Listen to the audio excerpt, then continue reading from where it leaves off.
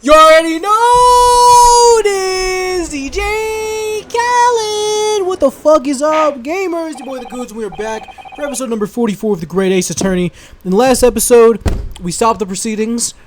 Please let us resume proceedings. Where I leave off. Am I good? I'm good. Witnesses, you now retake the stand. Oh, that's right. We won the summation examination, and now we gotta, let these fucking dorks take the stand. I did not do enough before Dungeons & Dragons. I got work tomorrow, so I gotta go to bed soon.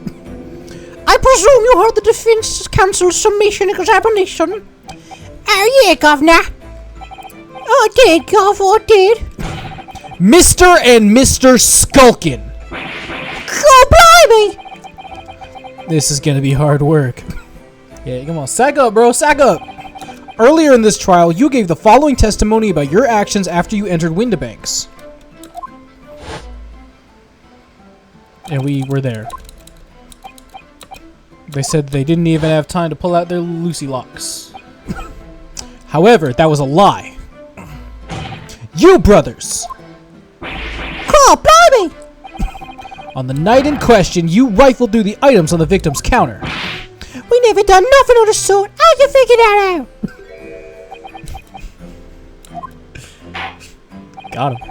You'll now give formal testimony once again. You'll tell the court precisely what happened on the night in question.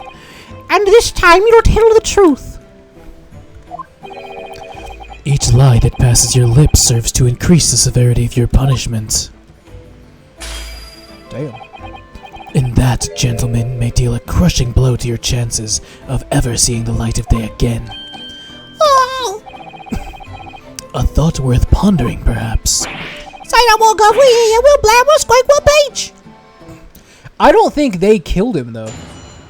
I don't think it was them. I genuinely think Gina did it. I cannot imagine who else it could have been. Alright, we did knock a few things over, but we weren't rifling for nothing. We had a gunshot, see? About this both jumping and all that stuff went flying. I mean, it didn't have to give me a fright. We was thinking that she'd come out the door and get us next. We took everything back where we found it and scarpered straight into him in the black. We got us on the pawnbroker, see? We never even had a chance, did we? Oh, let me open up the walkthrough. Hold on. Trial part 2. So you admit to the defense's accusation? Yeah, okay. Hey, don't run shot, Governor, no. That's right, Ash. It's more like we told it up, yeah? Lord Van Zeeks is so cool, bro. Oh, sorry. By their own admission, these brothers entered the pawnbrokery under dubious circumstances. However, they panicked and fled on hearing the gunshot, having first made good their mess. The way you say it doesn't only sound like roughs at all. We don't know, we don't. Can't make us sound a bit more cutthroat. It can't just be a coincidence these men showed up at Windibanks that night. There's more to their testimony than meets the eye, I'm sure of it. Yes, something's going on, I just don't know what. So I need to press statement 2. Because I need this to go. And this isn't like the other ones where it's fun to like learn it. The sound of the gunshot shocked you so much you knocked all those things off the counter? And when prompted, pursue Gregson. Yeah. They shot one of us, Rebels. Yeah, this old bracadabra landscape is shadowed. Look, he was that, alright. Blimey, me that granny would have woken up that pain. Big brother screamed like a booming baby and fell over on the counter. He knocked over a load of books, candlestick, and some schoolboard on. That old Taylor's a marionette or knocked over the picture frame, but knocked over them scales on the floor. Really mastered working quietly then. Well, racket, me granny was scared back in the grave and cried like that. So in short, the gunshot took you by surprise. That ain't so me, it was quiet as a mouse, and all of a sudden, BAM! Excuse me. Oh, yo, Gregson. You got something to say? Inspector Gregson, do you have something to add? Like I keep saying, I don't appreciate being lumped in with these scoundrels. No, something to add about their testimony. Do you have any testimony, third crime brother? You seemed to react just now when Mr. Skulkin said. Did it make you think of something? Take off my socks. It's probably nothing, of course. I wouldn't even bother to mention it, only... Well, the fact is, cases don't get solved if you know little details. How about you just tell us what's on your mind? What are we thinking, bro? As you know, we brought these fellas in the yard for questioning last night. And the statement they gave then told a different story to what they're saying now. Got him. Why they kind of built like Wario and Waluigi? But like British. I did it. You claim you heard the victim shout out before the gunshot. Might have, Gov, might have. Does it ring a bell now to mention it? Granted, it's only a minor detail, but still. I can't help feeling like perhaps you've been a bit sloppy with your testimony here, fellas. If I discover the witness's testimony has been any more sloppy than it has hitherto proven to be, I shall be forced to bring the very heartless punishment to bear against them. Easy, easy. We'll get it right this time. That's it, yup, it's all coming back to me now. Then speak. Supplement your testimony with whatever details have miraculously returned to your questionable minds, sirs. Oh, you walk, Gov. Yo, he's scary. Okay. So then I present the crime scene photograph? Right now? Let's just consider the implication of that statement for a moment, shall we? Why is he shaking his head? What implications, counsel? Nothing strikes me about it. What? What the? I hate this game! I'm mad. Because it literally said present the crime scene photograph at new statement 3.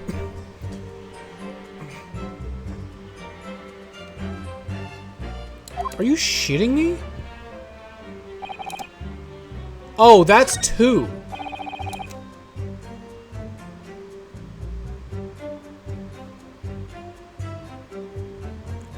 I hate this game. Where the fuck even is? There it is. Objection! There we go. That's why I don't use walkthroughs.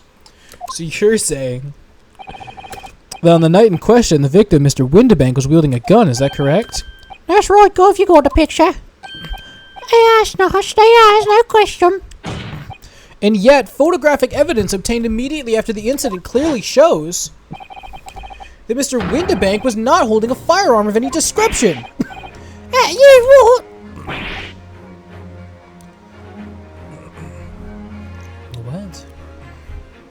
Got him, beat it down there, right? Objection. There can be no question the victim's revolver was used in the incident. I would remind the court that Mr. Windibank's gun was found at the scene. Not only was it identified as the murder weapon, but it was found in the accused's hand. Look at these clowns standing there, dude. Yeah, that bolt totally used the victim's own gun to finish him off. Give me that gun.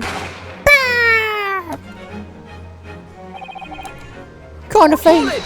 Yeah, hold on. Stay exactly where you are, right there. The crime had taken place you so colorfully described in your testimony.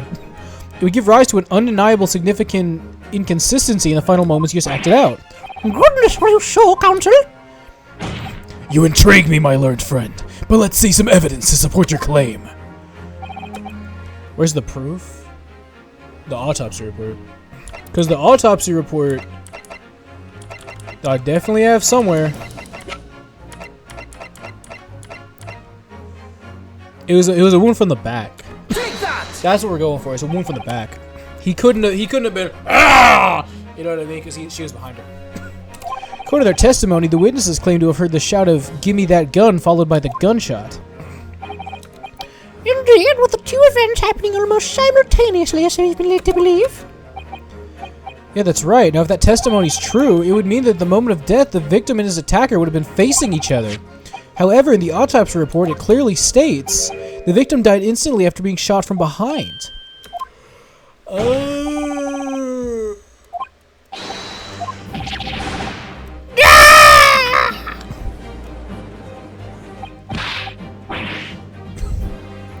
But what are these guys on his truth? He's is, Dash, it is where you were shot that night. The shopkeeper had a gun in his hand. I saw him before he played nice. Did I hear you right just now? You actually saw Mr. Windibank holding a gun. Something like that, body slipped out. Ladies and gentlemen, you have all just heard the admission by these two witnesses that on the night in question, they actually saw with their own eyes the victim wielding a gun. Which can only mean, despite their testimony to the contrary, the Skulkin brothers must have encountered the victim in person.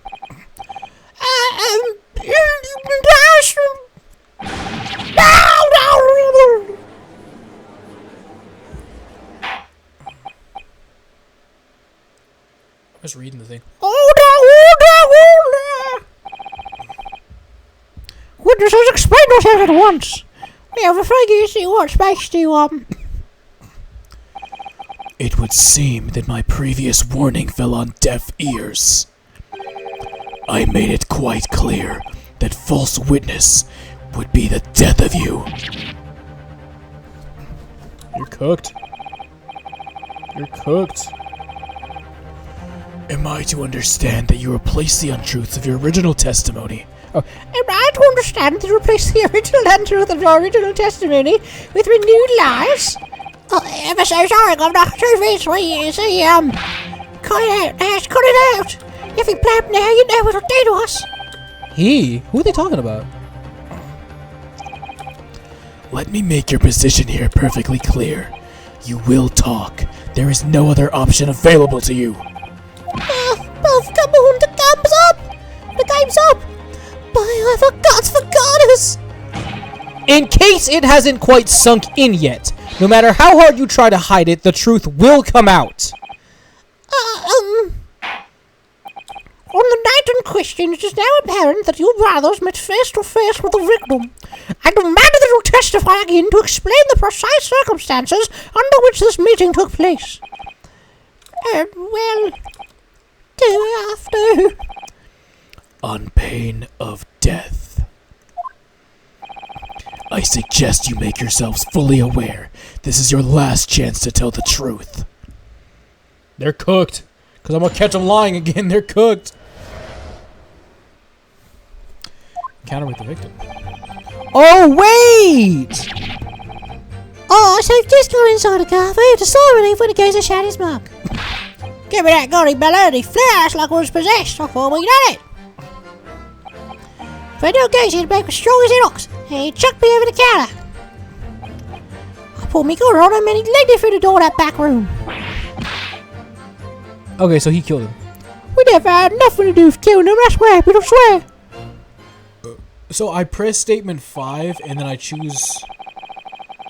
Okay. We'll get there. So now you're telling us that moments before the victim was killed in the storeroom, you in fact encountered him in the main part of the shop. Oh, well, yes, sorry. Well, we find ourselves at an interesting juncture. This changes matters considerably. But honest, Governor, this time, Nash, this time I ain't got nothing more to hide. Very well, counsel for the defense, you may proceed with your cross-examination. Yes, my lord. See, because I'm wondering, this is it, the moment I've been waiting for. I'm wondering if that guy from the beginning has anything to do with anything, or if they're pulling, like, the other dude that was rooming, with Sozeki, and it has nothing to do with anything. Because that guy did not come back up. Anyway, so we just got inside the car, thank you, sorry. Okay, wait, we're right here. So I press 5. I want to press... Hold it! Hold on. You say you had nothing to do with it. Nothing at all. Why is there like a bug on my fucking monitor? God damn! Alright. So he shut himself in the back room, was locked. We know it was, so they tried to open it, but it's a decent door, good and strong. So in the end, the situation remains unchanged. Inside the storeroom with the pawnbroker, there was only one other person. The sole person who could possibly have shot the victim, the accused Miss Gina Lestrade. It would appear it would indeed appear so. What say that to you? What say you to that, Counsel? God fucking damn it. I don't know. Was there anyone else? There could have been. Maybe. Mr. Skulkin? What? What should I look for? For the moment you admitted you'd encounter the victim face to face that night. The course of this trial changed completely. It did. What is your point, my learned friend? The question we must answer is who could have shot Mr. Windibank? It's the belief of the defense the defendant's not the only possible answer at all. Where the fuck? Did I not have my goddamn fucking... It's right here. My chapstick. You have my attention. In that case, let us return to this plan of the premises. Okay. Alright. The victim was killed in the storeroom, which was locked from the inside. Those are facts, so pray, what other possible answer to the question of who shot the man could there be? Counsel, you must now provide answers to the court in respect to 2 conundrums.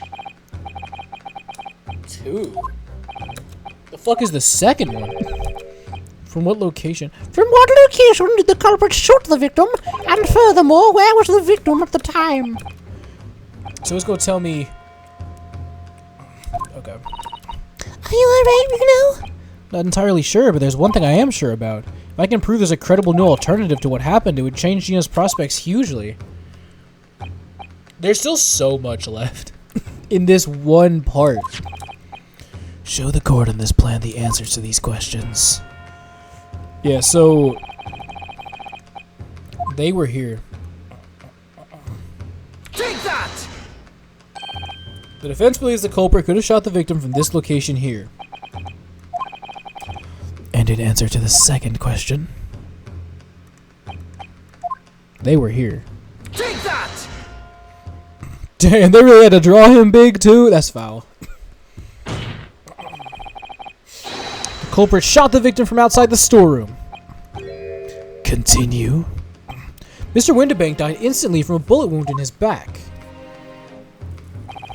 Looking at the stain of blood on the storeroom floor, it doesn't appear the body was moved after death, which tells us he was almost certainly shot while he was in the storeroom. However, the crucial point is where was the shooter when the fatal bullet was fired. So you're adamant that the shot was fired from outside the storeroom? Well, according to the Skulkin brothers' earlier testimony... Pull me good on him and he looked through that door to the back room. Mr. Windibank ran away through the door. We have to assume the door was open at the time. Ah! It was at precisely that moment when the victim was fleeing for his life that these brothers had the perfect opportunity to shoot the man in the back once he was inside the storeroom. Oh, he pulled his gun, but his was already out and he shot him. And that's why it was a downward angle. Come to think of it, do you remember what the prosecutor said at the start of the trial? What did he say? Moving on to the findings of the coroner. On a rising diagonal trajectory, yeah. He was shot by someone significantly shorter in height. Poor man shot while he was running as fast as he could to safety. Oh, of course, he would have been leaning forward as he was running away. So even if the bullet was fired horizontally, it would still have entered his body on an upward trajectory. What? So the culprit isn't necessarily someone shorter than Mr. Windibank. Objection! Objection. I'm sure my learned friend can't have forgotten that the storeroom door was found closed and locked from the inside. You claim the victim was shot as he fled into the room? Do you also claim his corpse was dexterous enough to turn the key in the lock? But, what if someone else locked the door? Yeah, what if there's someone else who could have locked the storeroom door? Is that so? Very well then, counsel. Present your hypothesis to the court. In the scenario just described, the defense's assertion that the victim was shot from outside the storeroom. In which case, who shot and locked the storeroom door from the inside? And that's... Why is I thought she was 15. She's 17? How old's everybody else? 48. We know she's 10. He's 34. Miko Toba is 16? I thought she was at least like 20. Then we know Eggert. Bro is 50. And then we know they're, yeah. I'm telling you, bro, when I turn like 30, I'm gonna be cool as fuck. Let me actually play the game though. Take that! I'm telling you, I'm gonna be built. I'm a cosplay Van Zeke when I turn 30. My 30th birthday, I'm gonna go to work. When is my 30th birthday? Hold on. Real quick, hold on. Cause that's what? 24, 25, 26, 27, 28, 29, 30. It's 2031. I should not have needed to do that math. When is that? That's a Sunday! I'm cosplaying for my 30th birthday. I gotta get ready. Can I close that? Obviously, the person who locked the door was the only other person inside the storeroom at the time. The defendant, Miss Gina Lestrade. Objection! Damn. That's absurd. You're suggesting the accused deliberately engineered the sealed room. For what possible reason? Such actions would only serve to tighten the noose around her neck. I'm inclined to agree, I must say, well, counsel. So she wouldn't get shot by the bad guys. Whatever. Yeah, that's a tricky one, that is, isn't it? Half-baked notions have no place in my courtroom, counsel. Remember that, please. But of course Jeannie would have locked the door. It almost goes without saying, doesn't it? It does? Well, if I was Jeannie in that situation, I know I would have locked the door as quickly as I could. I mean, those two burglars had just fired a gun in her direction, hadn't they? Oh yeah, that's what I was gonna say. Before the two brothers arrived, Miss Lestrade and Mr. Windibank were in the storeroom together. Now, I don't know what went on between them at that time, but at some point, Mr. Windibank must have heard the intruders breaking into his shop and left the storeroom. Intruders, that's us, bruv. If your theory is correct, that would leave the accused alone in the storeroom. Yes, it would. Then, probably only moments later, the victim fled back through the storeroom door, hoping to escape danger. Yeah. We're getting there. Hit in the back by the bullet, Mr. Windibank fell to the floor where he was, just inside the storeroom. And what we have to ask ourselves now is, what would the defendant have done in that moment? Also, we go with this. Outside the storeroom was a terrifying killer who had just murdered Mr. Windibank. As soon as that thought struck Miss Lestrade, she slammed the door shut and locked it, in order to save her own life. Hold it! Who's that? Howdy. What? Alright. I mean, we ain't the ones who done it. We ain't gone. We ain't. You gonna believe us? I mean, come on. We never seen no one. Objection! That's blatantly untrue. I know for a fact you would, because before my own eyes you shot Mr. Herlock Sholmes. There's only one logical conclusion here. Mr. and Mr. Skulkin, you brothers have every opportunity to have been the true perpetrators of Mr. Windibank's murder.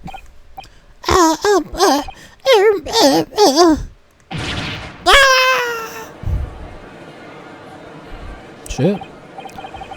Well, where does this leave us? You mean to say he wasn't a pickpocket? It was those three brothers. That was amazing, Runa.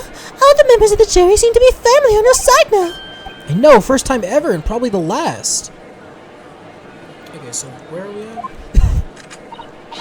Well, I think you've done it. Surely you'll have to give a verdict if not.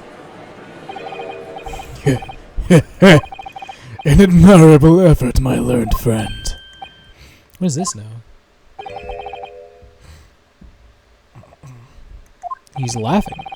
You'll find the situation amusing, Lord Van Zieks. I myself find the defense's argument most persuasive. Do we? I dare say, such chicanery is the bread and butter of the street performers in your provincial eastern nation. I almost said Eastern Nation. But such blatantly malicious conjuring tricks amount to nothing more than inexcusable pedophagy here. What? The hypothesis you put forward so ostensibly credibly cannot and will not stand. Because you see, it contains a fatal flaw. A fatal flaw? Do you mean to tell me you're unaware of your logic's failing?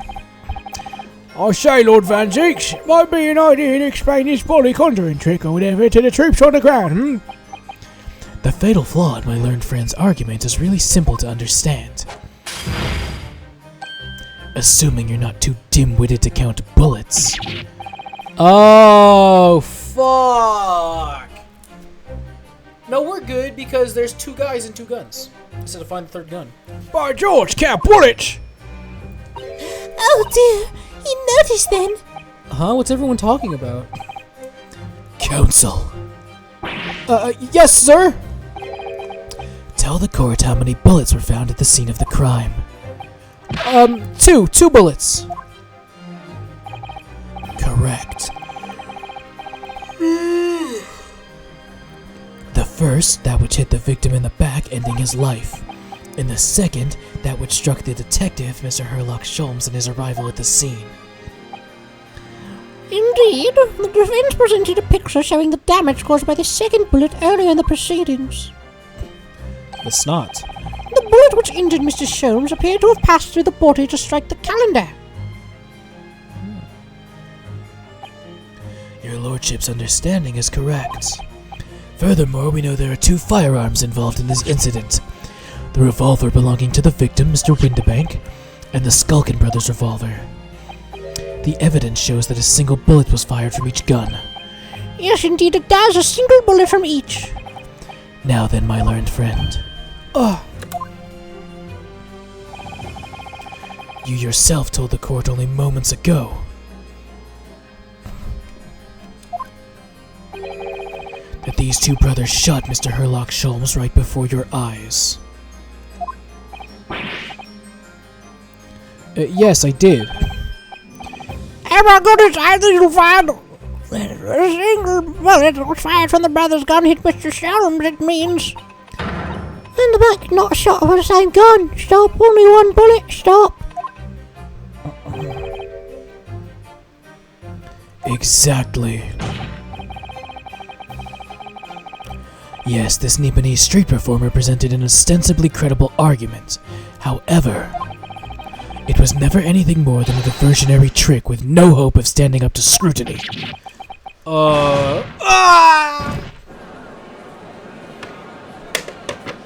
I want a game where we play as Lord Van Zeeks.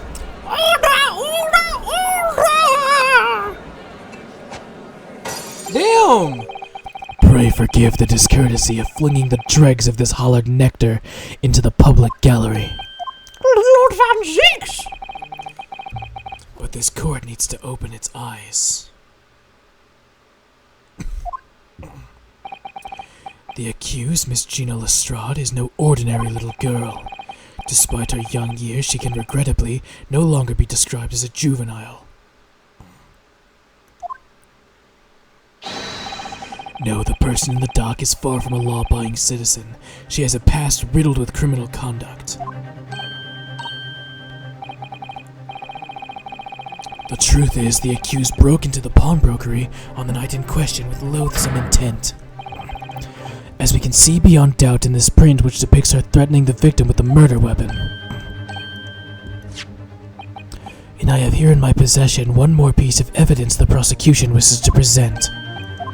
The disc. What the fuck is going on?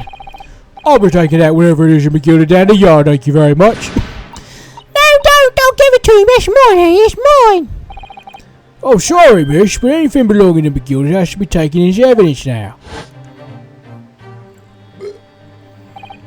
Yeah, that music box disc, McGilda's music box disc. The very day before the hateful murder of Mr. Windibank, the accused attempted to make off with this article, which clearly doesn't belong to her. And with none of the subtlety of a pickpocket, I might add, but by brute force and brazen impudence. Good gracious! Make no mistake, any sympathy for the accused on account of her years is misguided and dangerous. There are no depths to which this girl would not stoop if pushed, no crime she would not commit. The court forgets that fact at its peril. I see. I think it would be prudent to take this music book disc into evidence, counsel. Hold on! Hello, Lord Van Zeeks, I am... Inspector Gregson, what? Yes, Inspector. We had a meeting yesterday at the yard with the prosecution service, and, I think we agreed that this wouldn't be used as evidence. What's this all about? Why is the inspector acting strangely? The first time he said anything to Van Zeeks at all. I am unaware of any such meeting. But there's been the instructions right from the top to government bigwigs were insistent. What? Inspector, I am the prosecutor, and I alone determine how to present my case. Your warning is noted. Thank you.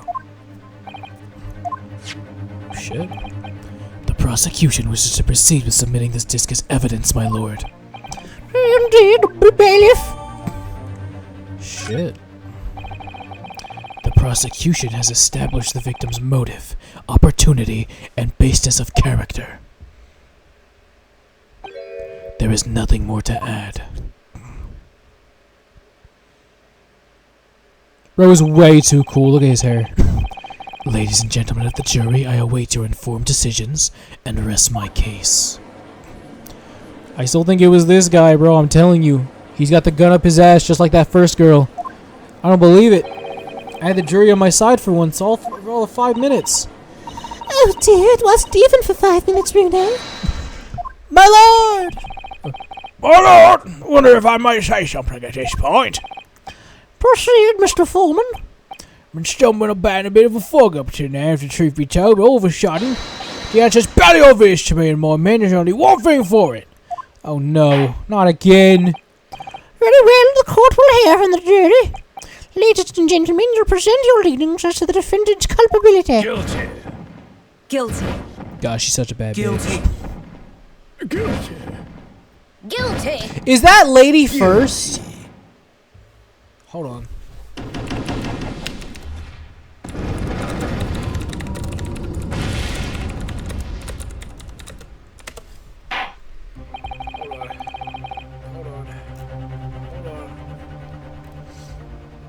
Hold on.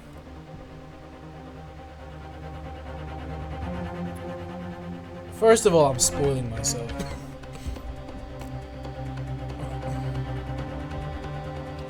Wait. It is. It's literally lady first.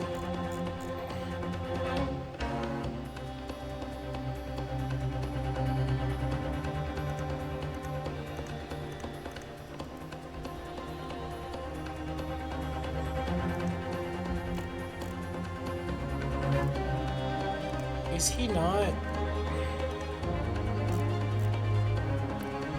I don't think it's the same guy. We have a consensus among the jury, it seems. When you've eliminated the impossible, whatever remains must be the truth. That's my line. I wrote that for Hurley. How dare he use it against us? Don't worry, Iris. I don't think we're finished yet. There's still more to this case than we realize. There must be. There's one thing I'm absolutely certain of. Gina didn't shoot Mr. Windibank. That's beyond any doubt. Very well. We will proceed with the second summation examination of the day. Mr. Foreman, are you and the other jurors ready? Garrett M. Squadron's primed and ready for action, sir. Very good. So, ladies and gentlemen of the jury, you'll each explain on what grounds you have now determined the defendant to be guilty. I cannot wait to go back to the other Ace Attorney game, though. I'm excited as fuck for that. Solely because I get to do the... We will now hear for the trial of Mr. Miles Edgeworth. I'm very excited for that one. I gotta practice it though. For now though, let me save. We'll do the summation examination in the next one. Because I need to end the episode. We're 33 minutes in. So thank you. I'll see you guys next time. Bye bye.